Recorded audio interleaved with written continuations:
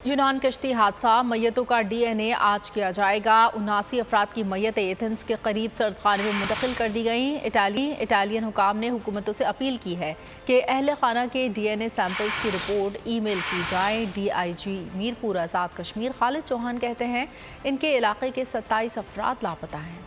Italy में कश्ती हादसा, मैयतें एथेंस के करीब सर्द खाने में मुंतकिल कर दी गईं। हुकाम ने अपील की है कि जिसको शक है कि यूनान हादसे में उनका कोई प्यारा भी जाँ बहक हुआ है वो फौरी तौर पर DNA कराए। हुकूमतें रिपोर्ट्स ईमेल कर दें। हुकाम का कहना है कि मैयतों की हालत खराब है। DNA रिपोर्ट्स की मदद से मैयतों की शनाख्त की जाएगी और अपने अपने ममालिक रवाना की जाएंगी। पोल के प्रोग्राम तब्दीली में बातचीत करते हुए DIG मीरपुर आज़ाद कश्मीर खालिद चौहान ने बताया कि इनके शहर के 27 अफराद लापता थे जिनका डेटा इकट्ठा कर रहे हैं। 27 लोग हमारे मिसिंग थे।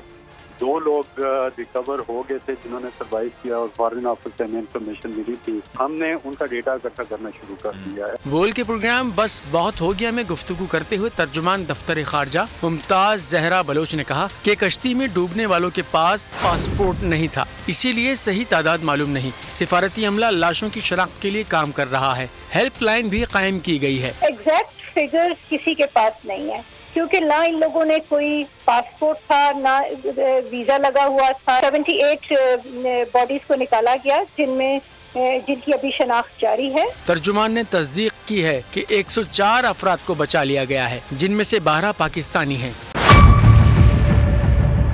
मेयर कराची के इंतखाब की जंग, बोल ने फिर छोड़ दिया सबको पीछे। इस वक्त मुर्तजा वहाब मुंतखब हो गए हैं मेयर कराची।